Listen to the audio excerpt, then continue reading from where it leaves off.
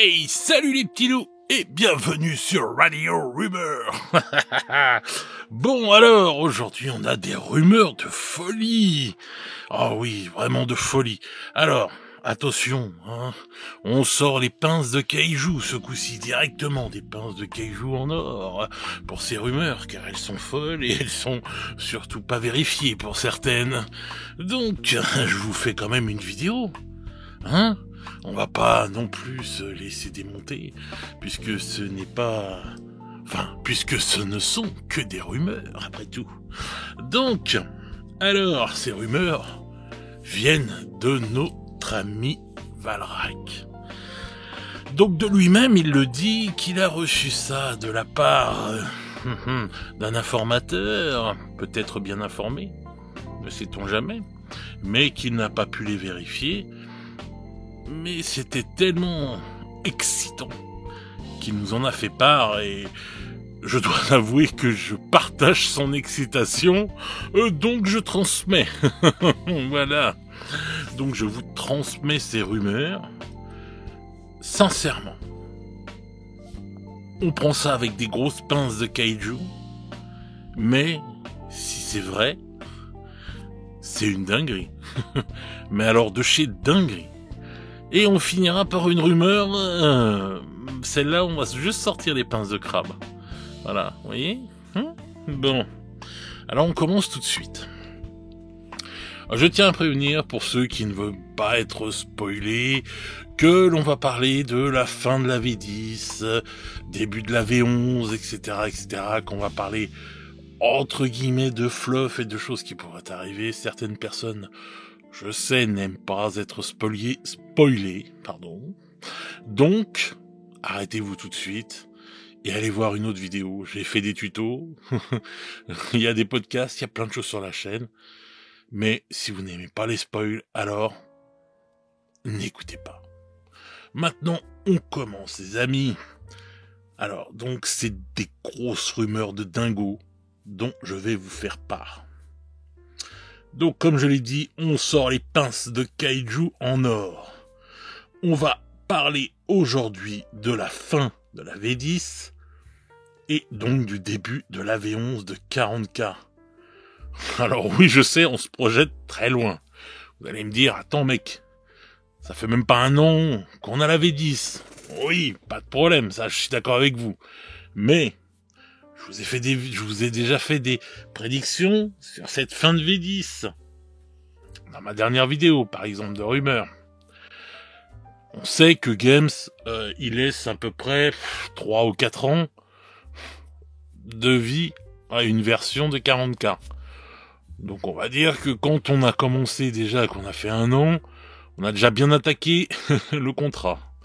Donc, alors, on se projette donc en fin de V10. Lors de ma dernière vidéo, je vous ai parlé des Emperor Children. Et du retour du boss. Du retour de Fulgrim. Donc, eh bien, ça se confirme encore. Avec les Emperor Children qui vont bien arriver en fin de V10. Voilà. Car ce serait lors de la campagne narrative de la fin de V10 que l'on aura le retour de Fulgrim, comme on a eu le retour du lion lors de la campagne des arches fatidiques en fin de V9. Voilà. Donc, ça, jusqu'à maintenant, la personne qui a donné ces rumeurs, je le vois bien, vu les rumeurs que moi j'ai eues, et qui ont été confirmées, jusque-là, tout va bien. Dans une autre vidéo, je vous avais parlé aussi d'un gros remaniement, d'un gros rajeunissement, je sais pas comment on pourrait dire, une mise à niveau, je ne sais quoi, que vont subir nos amis les Space Wolves. Voilà. Et c'était donc prévu pour la fin de V10. Je vous avais parlé aussi du retour de Lehman Russ. Mais en fin de compte, ce retour de Lehman Russ ne se fera pas en fin de V10, mais en V11. Voilà. Donc, ça, encore une fois, jusqu'ici, tout va bien. C'est dans le domaine du réel et tout. Les Space Wolf vont bien recevoir une refonte. Voilà, ça c'est clair et net. Vous verrez à la dernière rumeur qu'on saura pourquoi ils reçoivent ça. Et pourquoi je vous avais dit pour les joueurs Space Wolf, attendez, puisque tout vous allez être servi en dernier. Mais c'est pas pour rien. Voilà. Donc jusqu'ici, on va dire, tout va bien. Les Manros qui sort en V11, pourquoi pas.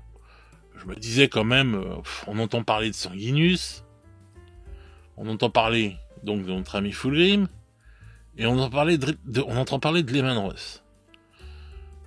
Ça ferait 3 Primarques sur une seule version, ça fait un peu beaucoup. Si Games ils sont pas cons, ils distillent leurs sources un peu partout, leurs Primarques un peu partout. Voilà. Donc, les Manros, en V11, ça me semble plausible. Voilà. Donc, maintenant, on va parler de la campagne de fin de la V10, où on devrait voir, alors là, grosse dinguerie, Roboute Guilliman, pardon, j'y arrive pas, Roboute Guilliman et le lion se réunir pour combattre ensemble Fulgrim. Rien que cette phrase est juste épique. Moi, elle résonne dans ma tête comme un pur film d'action de ouf des années 90. Sincèrement. Tu vois le lion, tu vois Roboute en train de s'allier pour se battre contre Fulgrim et des marées d'Emperor Shield Ones qui nous tomberaient dessus comme ça. Ah là là. Ça c'est beau, ça c'est beau. Donc, c'est épique. Sincèrement, c'est épique. Donc, voilà, ça fait rêver. Hein. Donc, je pense que vous aussi, hein, quand vous entendez ça, voilà, si vous aimez le fluff, voilà, ça vous fait rêver. Mais, il n'y a pas que ça.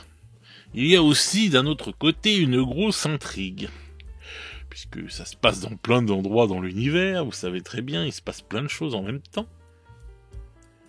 Nous avons donc une autre grosse intrigue pour cette fin de V10 qui tourne depuis un moment, et c'est celle de l'ascension de Vashtor. Donc Vashtor, ça fait déjà un moment que je vous ai dit que je vous ferai une vidéo et tout. Là, je suis en train de la travailler. Faut vraiment que je vous la fasse. Je vais essayer de vous la faire pour la semaine prochaine. Voilà, je vais essayer de tout réunir pour la semaine prochaine et vous faire ça. Parce que Vashtor, on en a entendu parler dans les Arches Fatidiques. Il est sorti. Et après, c'est un peu calme. Mais en fait, c'est pas trop calme non plus. Il se passe des dingueries. Voilà. Si on repère à droite à gauche les choses, et qu'on extrapole un peu et qu'on réfléchit un peu, on voit qu'en fait Vashtor, il est en train de faire des trucs. Il veut son ascension, Vashtor. Son but étant de devenir le 5e dieu du chaos. Et ne pas être relégué comme beaucoup disent, oh, Vashtor, ouais, c'est qu'un dieu mineur. Voilà. Bon. Donc, moi, Vashtor, je l'adore. Tiens, ça me rappelle quelque chose, ça. C'est comme pour Dior. Ça rime. Dior, j'adore. Bon, alors, enfin, lui, ce serait plutôt un parfum odeur huile de moteur. Bon, bref. Assez de bêtises. On n'entendait plus trop parler de lui depuis les Arches Fatidiques, comme je vous ai dit. Mais il est toujours dans l'ombre en train donc de préparer son ascension. Donc on connaît tous ses ambitions de devenir un dieu majeur du chaos. Et apparemment, selon les rumeurs qui ont été transmises à notre ami Valrak, il aurait été demandé de l'aide de l'aide à une autre personne, un autre traître Primark. Vous avez 5 secondes pour me donner un nom. C'est bon? Alors, cet autre traître Primark, j'ai nommé Perturabo. Donc, le boss des Iron Warriors. Eh oui, eh oui, eh oui, eh oui. Et ça, comment dire, même si la personne,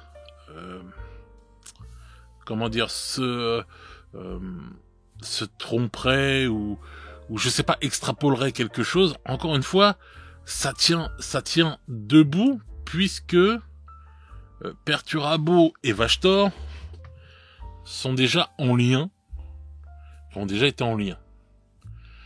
Ils ont déjà travaillé ensemble sur des engins, enfin des trucs, des machins, etc. Donc, jusqu'ici, une fois encore, que Vashtor demande de l'aide à notre ami Perturabo, c'est plausible. Et aux Iron Warriors, qu'ils ont déjà travaillé et qui travaillent en ce moment pour Vashtor. Donc, jusqu'ici, encore une fois, ça tient debout. Donc tout ça n'est pas voilà, je vais y arriver. Tout ça n'est pas étonnant pour moi. Et donc là, on sort les grosses pinces de Kaiju, mais la rumeur dirait que la prochaine armée du chaos, avec armure spécifique à sortir, serait donc les Iron Warriors. On a eu Nurgle avec la Death Guard, on a eu tout pour Slaanesh, on a eu tout pour les pour Khorne, etc. Bref. Et là, donc ce serait la prochaine armée, on va dire, avec armure spécifique qui va sortir. Donc, ça, on sort les grosses pinces de Kaiju, mais ce serait ouf. Ce serait ouf. Et en même temps, ça tient debout. C'est ça qui est dingue, en fait, dans cette rumeur. Et donc, ils se sont alliés. Alors, donc, on a notre ami, plus ses Iron Warriors. Donc, Perturabo plus ses Iron Warriors. Et de l'autre côté, on a notre ami Vashtor. Mais Vashtor, il va pas venir seul. Il va venir accompagné du Dark Mechanicum. Ça fait longtemps que je vous en parle du Dark Mechanicum. À un moment, on a même cru que c'était le codex qui doit sortir fin août, le codex collector. Le codex caché plutôt. Excusez-moi. Et ça, on en avait parlé. Je vous en ai déjà parlé beaucoup de fois. Ça fait longtemps que le Dark Mechanicum, déjà depuis la fin de V9, on entend parler, etc. En ce moment, ça revient aussi encore.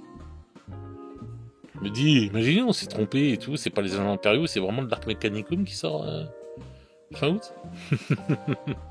Non, normalement non, c'est bien les agents impériaux, voilà. Donc,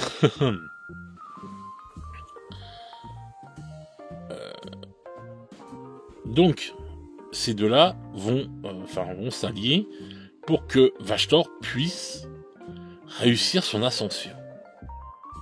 Et donc devenir le 5e dieu du chaos. Mais, puisqu'il y a toujours un mais, quelqu'un va intervenir.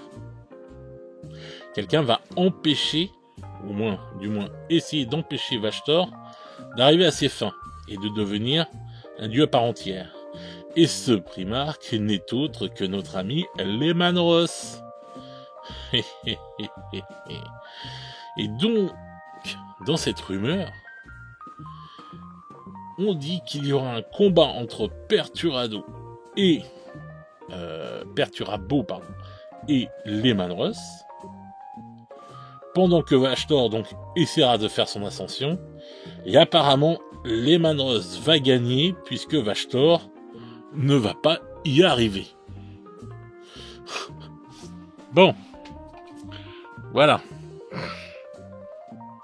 Donc là, quand même, tout ça, c'est de la grosse dinguerie, comme le disait Valrac. Admettons que ce ne soit pas vrai, enfin que, voilà. Il a dit au gars, postule chez Game Workshops parce que c'est le meilleur scénario que ce qu'ils ont fait depuis des années, quoi. Voilà, quoi, c'est un scénario de ouf. Alors une fois encore, hein, comme je vous ai dit, c'est pas des trucs vérifiés, et voilà, il l'a dit tout de suite, Valrac, donc voilà, ça sert à rien de crier et tout, etc. Hein. Moi, j'ai trouvé tellement ça bien que je me suis dit non mais vas-y, il faut que j'en parle. C'est ouf, parce que si ça arrive, mais moi je signe tout de suite pour un scénario comme ça. Je signe de suite pour un scénario comme ça. Je sais pas vous, mais moi c'est direct. Je signe des deux mains. Voilà, comme dirait Jean-Jacques, j'applaudis des fesses. Hein.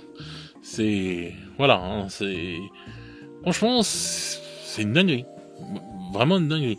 Moi ça me rend ouf là, je suis aux anges. Hein. Donc, bah vous me direz dans les commentaires ce que vous en pensez, vous. Hein. Mais si c'est vrai tout ça, wow, ça promet une fin de V10 de folie, un début de V11 de dinguerie. Ouais. Ah, c'est sûr que comparé au début de la V10, voilà, fou. Et pourtant, moi, les arches fatidiques, je les ai trouvées super bien. La fin, j'ai pas aimé la V9 de 40K, mais la fin de V9, cette histoire narrative était vraiment très bien. Faudrait que j'y revienne d'ailleurs là-dessus. Mais était vraiment une tuerie. Et ça m'a fait une douche froide, une douche gelée, quand j'ai vu le début de la V10, quoi.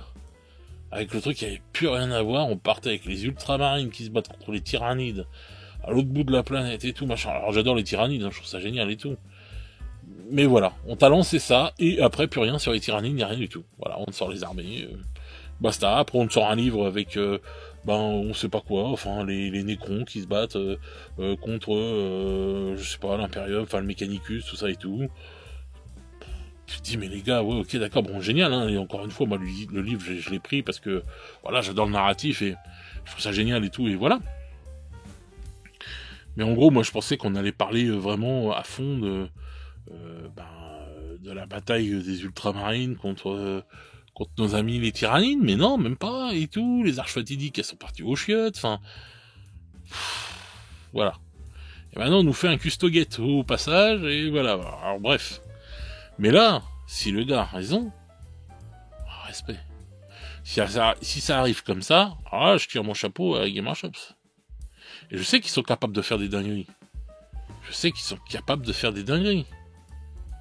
Là, vraiment, ce serait des dingueries magnifiques. Donc voilà. Donc on prend tout ça avec des grosses pinces, mais comme je vous l'ai dit au fil de mon récit, il y a quand même des trucs qui semblent très plausibles. C'est pour ça, je pense que notre ami Valrac s'est dit, mais attends, faut que j'en parle. Parce que oui, avec toutes les rumeurs que lui entend et tout, et moi quand j'entends ces rumeurs, j'essaie de les confirmer au maximum de mon côté, et il y en a beaucoup qui sont confirmés, souvent à 90-95%, et là, il y a quand même dans cette histoire-là beaucoup de trucs qui... Le mec il se base pas sur rien, quoi, en fait. Alors même si c'est le mec qui s'est fait un récit dans sa tête et tout, bah respect le récit, voilà. Respect, franchement, parce que ça vend du rêve. Mais ça vend du rêve plausible. C'est ça le truc. Bon, maintenant on va parler d'une autre petite rumeur croustillante. Pour pas dire croustifondante. Alors là, c'est une très très grosse rumeur. Parce qu'on va parler de la boîte de lancement de la V11. Et oui, mon petit gars, on va parler de la boîte de lancement de la V11. Voilà. Alors, la boîte de lancement de la V11... oh, je sais pas. Remarque, je sais pas si je vous le dis. Si j'attends encore un peu. Voilà. Peut-être attendre quelques mois, parce que c'est encore loin la V11. Hein? Non? Bon, allez. Je suis gentil, je vais vous le dire. Donc, il va y avoir du sport. Il va y avoir en fait une grosse bataille qui va se passer entre nos amis les Space Wolves et nos amis les orques. grosse bataille. Il va se passer des dingueries. Et donc, la boîte de V11 sera Space Wolf versus Orc. Voilà. Ça, c'est de la boîte. Ça, c'est de la boîte. Et ça, c'est vérifié, entre guillemets, de mon côté. C'est pas une rumeur jetée en l'air. On sort juste des pinces de crabe pour celle-là. Hein. Voilà. Et donc ça, c'est fort possible. Puisqu'on parle justement du remaniement des Space Wolves pour la fin de V10. Donc tout s'enchaîne. Et donc ça voudrait dire que les Space Wolves vont recevoir des nouvelles troupes en fin de V10, pendant sans doute la campagne de la fin de V10, peut-être même un peu avant, peut-être avant, hein. Peut-être que ce sera l'armée qui sera juste avant la V10 et qu'on entrera, ils parleront de cette guerre avec les orques et tout, etc. Boum, ils nous font la campagne de fin de V10 avec Reboot Gilliman comme le mec il dit là, et le lion qui se bat contre le retour qui se bat contre Fulgrim avec le retour des empereurs Children, bam, et hop on revient et tout. Dans les Space Wolves versus les orques et tout pour la boîte de V11. Et bim, le Vashtor qui fait son truc avec les Iron Warriors et tout, machin, les Manros qui arrivent, qui l'empêchent. Dinguerie. Mais je signe des deux mains, là. Pour tout ça, je signe des deux mains. Et si la boîte de la V11 s'annonce vraiment être Space Wolf versus Orc, c'est 2 boîtes pour moi, monsieur, s'il vous plaît. Ah ouais, non, mais direct. C'est oufissime. Donc là, j'étais obligé de faire une vidéo sur ça. Il y a des trucs, des fois, je me dis, mais là, non. Là, c'est fou. Si vraiment tout ça se passe comme ça, waouh, mais arrêtez tout de suite la V10, faites-nous ça et tout, passons en V11 les amis. non, faut pas abuser.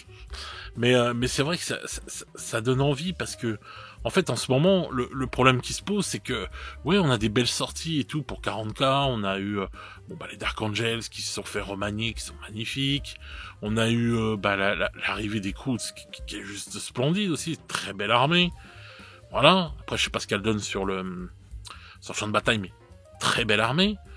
On a, des Battle Force qui sortent pour diverses armées, le chaos, machin, qui sont pas foulés et tout, etc. Mais on n'a pas d'histoire, on n'a pas de fluff, on n'a rien, on a des armées qui se font remanier, le fluff on dirait qu'il s'est mis en pause.